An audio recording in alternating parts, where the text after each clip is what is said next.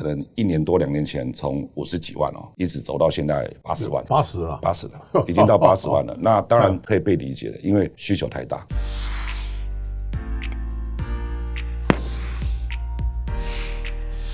各位财经的观众朋友，大家好，我是谢金河，欢迎再度收看老谢开讲。那么在这个礼拜的单元，我们特别邀请到甲山林的集团的总顾问李敬平先生呢，来到我们现场，来跟大家谈谈现在整个房地产发展的趋势。台湾今年涌现空前的钱潮，欢迎您加入财讯的频道会员，支持最懂投资的财经媒体财讯。我们每周都会更新节目，带大家一起追踪全球政经趋势以及了解产业状况。同时，2024年也是财讯50周年哦。不管您是加入频道的会员，还是针对节目留言赞助，都能够支持我们继续为大家带来精彩的内容哦。所以大家可以看到，第一个呢，股票市场非常轻松的站上2万点关卡。我们在过去30年，台股每次碰到1万点几乎都崩盘，但是呢，现在到了2万点之后呢，它站得非常稳。最大的关键是台湾的资金现在发挥的效益呢，远远超过在1980年代的台湾前N角木的时代。最大的源头在哪里呢？过去很多人赚到钱会把钱汇去买中国的房地产，现在不但不会汇钱到中国，还会把钱从中国大陆呢汇回台湾。这个整个资金的推波助澜，也造就了台湾的房市在这个浪潮当中的一个非常波澜壮阔的行情。所以大家可以看到，台湾今年的营建股的分类指数啊，这个涨幅呢超过40%。我们今年所有人都在讲台积电，但是呢，营建股的分类指数相对有更出色的表现。现在国民花的改建以后呢，豪宅的部分呢，现在单价1坪216万，已经在实价登录呢卖了15户了。所以台湾相关的营建公司啊，今年其实都缴出一张非常亮眼的成绩单。今天特别我们要从这个房地产的发展的角度来看，在资金的推动当中，整个房市现在的变化，我们要先请我们李总顾问跟观众朋友问候一下。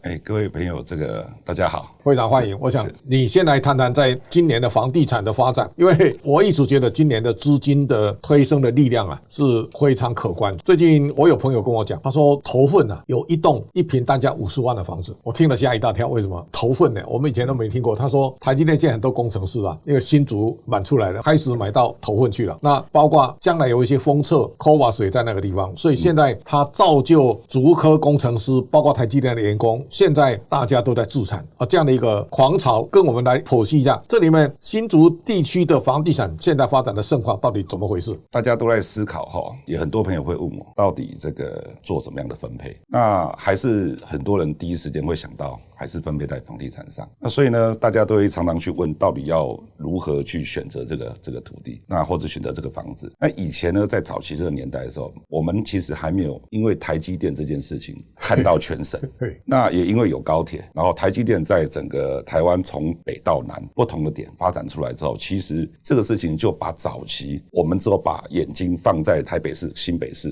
的这个地方，那重新打开了这个视野。那这个打开这个视野之后，其实后来我们又知道一件事情，其实所有的房地产应该是跟着产业走，有产业就有人，有人就有需求，对，有需求，那这个东西就可以活络。那所以这件事情也造就了很大的这个改变。那所以很多的这个建商，这几年来开发商其实都非常好，从南到北都非常好，是普遍性的一个状况。那只要在跟着这个概念之下的那去投入，那其实都会有很好的一个回应。那新竹这个地方是比较特别的地方，对，这一次我们台积电要这个奈米厂跟奈米厂要建构起来，对这个市场而言，其实新竹市的这个核心区啊，老城区其实是没有什么空间，没有办法去处理。对，那竹北其实快盖完了，那所以呢，它的这个需求量大到不行。那对于台积电的这一些或是这些竹科的工程师里面，其实对他来讲，他们开始也慢慢的重新去认同新竹这个城市。那以前我的朋友他们其实台积电只要放假第一件事情就是往台北走，他总觉得我要回到台北我回到首都去。但现在不是，现在大家还是开始转变，认为其实我是可以把我的这个焦点跟我的生活放在新竹，所以新竹这件事情就被扩大的非常大，反而台北这件事情对他们的吸引力没有那么大，那所以就造就整个新竹的这个房地产的需求太大，所以竹北也都让它的价格我认为也是非常的快速的成长，因为没有那个量体的关系。我们从价格的交易来讲，就是说这个大新竹里面，新竹市的房价到竹北的房价，往竹北再往外扩散，一直甚至到我讲头份竹南，这个现在房价价的这个分布啊，大概是什么一个价格？我的看法是这样，其实整个新竹里面，我有重新去思考它的一个架构。坦白来说，整个新竹的这个我们讲的新竹市的核心区，基本上交通这个东西对他们来讲是比较有抗性的，所以价格基本上也不会掉下来啦，大概60-70万我都觉得有机会，只是因为没有土地去做这个开发。那往北走，竹北其实对他来讲是一个所谓的从化区，从化区的概念对他们讲其实是可以接受的啊，生活配套都会有，那价格也都从我们理解的可能1年多2年前从50几万一直走到现在80万，80了，80了，已经到80万了。那当然可以被理解的，因为需求太大。那周边的话，往这个旁边的竹东，据说这个竹东现在大概的交易也都可以大概见到50万，所以这个东西是非常恐怖的。这个50万以前我们都讲板桥的价格啊，对，没错，对。那所以它往北的推升是一个状态。那但是其实呢，这些的发展在我看来，只是在这个新竹的这个发展架构之下，能够提出来的建案太少。但是其实这些建案不见得是这一些竹科人心中最好的标的哦。是这些年啊，我有时候带考察团，我也经常到竹科的公司去看。通常我就到处去逛一逛，从胜利1阶啊，胜利到12阶的哈，我每个大概都给大家看一看。原来看的时候大概那个已经40-50，后来到60-70哈。所以你讲那个80啊，我就突然之间呢，又看那个价格又升更高了。那一区大概就是说，它面临在原来新竹县的体育场附近，然后这个有一个台大的分校园区嘛哈。我有一次跑那个犁头山呢，那附近我逛一逛啊，其实就是说它那边有田啊，有溪，然后有一些比较规划高档的这种住宅。基本上来讲，科技人对景观这样的一个需求看起来是很重视的哈。那我想未来这种适合科学园区或竹科员工生活的生活圈，未来的商品会朝着什么样的方向发展？当然，以我们公司以我们集团在这个所谓宝山的地方有推了一个新竹地堡的建案，那它的规模基本上是18万坪的土地，已经是类一个微型城市的概念。它有几个重点，包括低密度，包括这个所谓的我们利用这个智慧城市啊，这个东西竹科的工程师非常感兴趣。所以呢，我们在里面遇到很多朋友，竹科的工程师朋友，他本来是要去美国的，那后来来看过这个案子，跟我聊过天之后，这些工程师们已经决定要留在台湾。那他们也是重新再找一个比较好的生活的模式跟架构。我们呢大概抓了几个是重要的几个 key point。第一个在新竹，那第二个呢，我们的客户其实很多是对科技有感的。第三个，这一个18万坪的土地，其实它的里面的这个组成是复杂的，包括有学校、有商业区、有住宅、有机关用地。那这些东西，所有东西都不是政府打造哦，这个是开发商要来打造的哦。那就变得怎么回事？你等于自力造镇，一度还以为我们是市长就对了哈，对，要重新去建构这个五管的体系。那因为所有的这一些建地40几块建地是单一开发商，所以你没有协调的问题。那面对这几个状况之后，低密度，然后有科技的这个城市，然后单一开发商，然后开发商又要肩负起对于环境整体开发公共设施的建构。那这时候，所以我们就开始去思考怎么去建构一个示范的智慧城市。那时候也开始去寻求很多的这一些资讯，去看这个杜拜到底它这个当初的这个智慧城市是如何建构，日本的丰田城，到后来以后，我们大概也重新找到了这个工研院，因为要做这个智慧城市里面，我们需要有很多科技的这一个支持，所以工研院也跟我们做了很棒的协助，帮我们重新去架构一个属于台湾、属于我们这块土地的这个智慧城市的定义。那第二个呢，又更有趣的，这次还有这个从美国的 UL 是一个很大的一个安规认证公司，其实他们有个体系里面是在认证所谓的智慧健康建筑。那但是这一次我们跟他沟通之后，也吓到他们了，因为我说你可以帮我认证一座城市吗？他说我们从来没有这样想过要去认证一座城市，所以我们就跟他讲，这次我们肩负起了建构整个环境的概念。那他说好，他们整个这个公司就研究完告诉我，他愿意也要投入认证城市这件事情。那所以有这两个很重要的体系来协助我们去建构这个智慧城市的概念。那这次里面我们大概很能够除了把这东西做完之后，那我觉得这也是给我们很多国内很多的这个地方的县市首长可以来参考的，就是我们觉得智慧城市里面有一个最重要的东西叫幸福感。科技冷冰冰的，有数据而已，但如何把这件事情跟人的幸福感做连接，那这件事情我们做的应该算是蛮用力蛮成功的，把这个事情重新去打造。这个幸福感里面还有一个就是说，像智慧城市是，其实老人照护是很重要一项嘛。是。那我在想说，比方说现在很多人年纪大的，他说要住在都市里面，因为看医生比较方便，对不对？宝山我算熟哈，宝山其实2个水库了哈，它其实3名水秀，那个地方如果有很大面积的类似造镇，那再加上智智慧城市，在医疗照护上，我想这个你们怎么规划哈？另外一个就是说，这么大的一个造镇当中，我们要凸显哪一些居住的需求当中，会让大家在未来的生活的满足感或追求幸福感能够有更大的加分的效果。我先举个例子哈，照顾这个所谓的老人，不只是照顾老人，小孩也是需要照顾的。所以呢，科技这个东西其实是帮助很大的。举个例子，我们有一个就是属于我们这个城市的 iBike 自行车，那这 iBike 呢也利用了所谓的蓝牙的技术，跟整座城市的智慧灯杆，并且把整个城市建构完之后，我们会做 3D 扫描，进入实质的这个 3D 图纸的这个地理资讯，然后呢，让你这个小孩子今天他出去到我这个某一个公园玩的时候，家长可以很清楚的知道他到哪里，甚至说这个脚踏车有跌倒的时候，第一时间会 pass 回来，回到这个家长的手中。那这些事情都是对于很细腻的照顾，就好像说我们这出发点很说小孩子或是老人有时候走出去会走失嘛，这个是一个概念。那个包括这个医疗机构里面，其实医疗的建构，我们觉得有个很重要的问题是什么？是说我们的自己这个城市是不是该有一个很快速、很紧急的救护系统？救护系统是很重要，因为它是算时间、算秒，所以呢，我们也重新去研究了，要打造一个属于这座城市的这个所谓的救护车。这救护车基本上要跟我们的医院、诊所做这个所谓的联系，把所有的这一些第一时间的这个有状况的这些朋友，第一时间做很快速的连接，可以透过远距离的这个视觉就可以来做第一时间的处置。那这个我们也都去想到。那当然它有很多法规上的困难，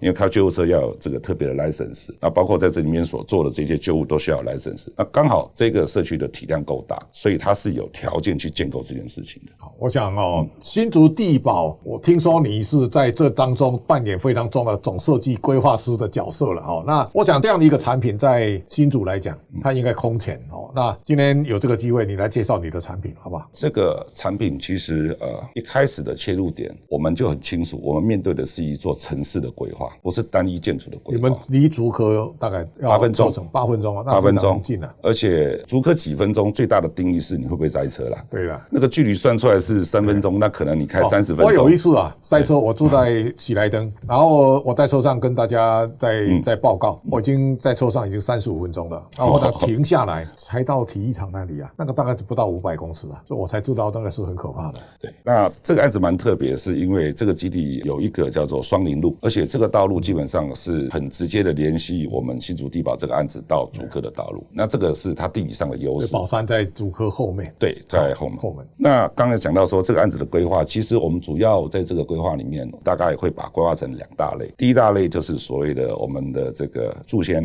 我们的这个老板，那他其实在美国有生活过一阵子，他很期待能够把真正的别墅的这种休闲生活跟这个真实的别墅定义这件事情，因为在台湾的别墅做到后面都变成是我们讲的幻处透天的幻处，其实失去了很多本质的问题。他现在重新在这边找回来，因为很多朋友其实很向往这样的生活。那第二个大楼的产品是7楼的华夏，那7楼华夏的特色主要是我们把1楼的这个空间都不做住宅使用了，把它结合成是这个所谓的顶盖下的开放式的空间，加上公设，那接上你的所谓的这个中庭，其实你是可以想象，你电梯到1楼的时候，你的视野包括绿带，包括这个空气，包括阳光是可以串流的。这个概念其实在早期的科比意的时候就提到了，就是人的动线基本上是有独立的，1楼应该是个架空层的概念，这个是最适合的生活环境。所以我们希望把这块土地透过这样的规划，把很多事情串联起来。所以你这个一个就是类似VILLA那种别墅型的产品另外一个就应该像公寓式这样的7楼的对，是这个在价格上有什么样的优势？价格上的优势其实对我来讲，以一个这个新竹的市往北走，你要选择的是都会型的生活方式；往南走宝山，你要选择的是另外一种比较慢活的生活方式。这2种生活方式没有谁对谁错，对，是你选择要怎么过生活的态度。那所以我们其实也不太认为这个价格上其实是有可比性的，它纯粹对我来讲就是在新竹重新提供一个比较好的生活模式。因为现在大概对新竹来讲是整个科技发展，尤其这几年半导体非常好，那它带来空前财富嘛。所以我最近看到这个财富报告里面，全台湾最有钱的2个里都在竹北那这个就是说我们以前应该在台北市对，但是它人均所得是非常高的在这种情况之下呢，可以看出来产业聚落所带来的房地产的发展，这个移动其实越来越鲜明。所以我想从新竹的周边啊，现在这个房地产其实从市中心蔓延到竹北、竹东哦，现在如果到苗栗、头份、竹南哦，大概你难以想象哦。所以我们面对这一波整个资金潮所推动的房地产的狂潮当中，我想现在对一般竹科的这种科技人来讲，他们未来在自产，你有什么样的建议？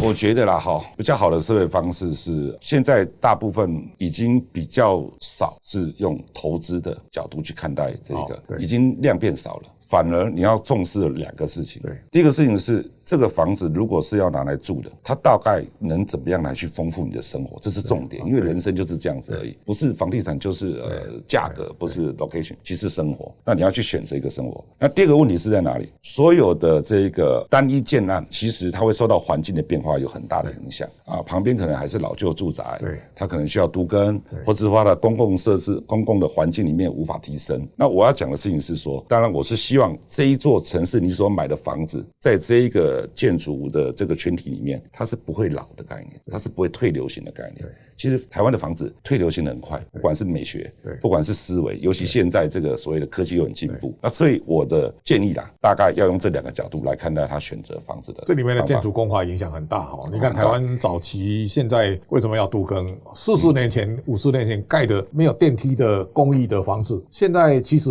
那个又老又破旧，这个整个外观啊，其实都影响很大。那现在这几年用的工法盖的房子，其实有的经过20年，你看还跟新的一样哦。所以这个就是说，你产品的规划跟材质，你们这一次在新竹地堡所用的工法跟建筑材料有没有跟别的建案有什么差别？这里面有一个首要的重点，先不谈你引进什么新工法，重点是你有没有把房子盖好。那所有你接收到房子的时候都是盖完的了，它的过程中其实是你无法理解，你能透过住的过程中才发现问题。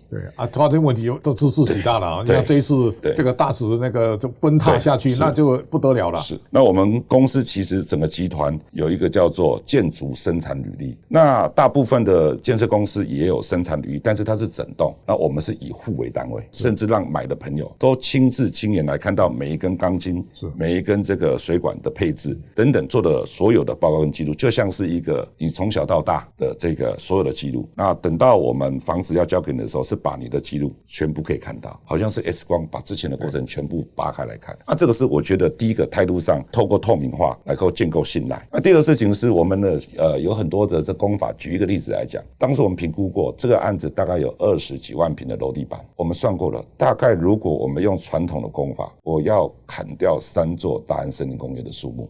这个画面已经出现了。那心想，那我的开发目的，然后呢，因为我要盖这样的房子，所以我要牺牲3个大公园。那这个东西是很震撼的，也因此我们也提供了这个叫做所谓的台湾大概目前比较先进的工法，就是用铝式模板。那这个东西它是因为可以重复利用，而且不用再处理到我们讲要去砍树做这个模板，因为模板是一个消耗性的产品，每翻几次模就必须重新再砍树再制作。所以铝模这个东西呢，也提供了最大的品质，也让这个所谓的我们的在公司在对这个社会贡献上是要尽到一份心力的。还有很多的这个工法，其实有一些是进入到这个叫做智慧建筑的部分，它的技术会用掉大概130几个新兴科技。那基础建设的包括独立的环状光纤的建构，这些东西都是空前的。原因是因为要盖一个智慧城市，那你要盖它的方式不同，所以我们呢也把一座城市把它类比成智慧汽车，像 Tesla 智慧汽车，其实它是透过云端的这个资料的更新，所以它的车子是可以跟着我们的资讯不断的往前。那这一座城市也透过这样的方式，可以让它不断的往前。等于我们的方式就是要让明天比今年更好。我想谢谢今天李总顾问给我们带来这个新竹地堡未来的愿景啊。我相信第一个呢，买房子呢不要有市场的观念，那未来的发展，我想对新竹来讲，台湾的高科技的发展，尤其半导体是在台湾整个产业发展最重要的核心。而台积电呢，也因为它一年赚了将近1兆台币呢，它所创造出来的产值够大，台积电的员工呢自产能力也一流，在整个新竹的未来的居住的品质跟要求也会与日俱增，不断的往上提高。今天谢谢大家的观赏，下周同一时间请大家继续收看。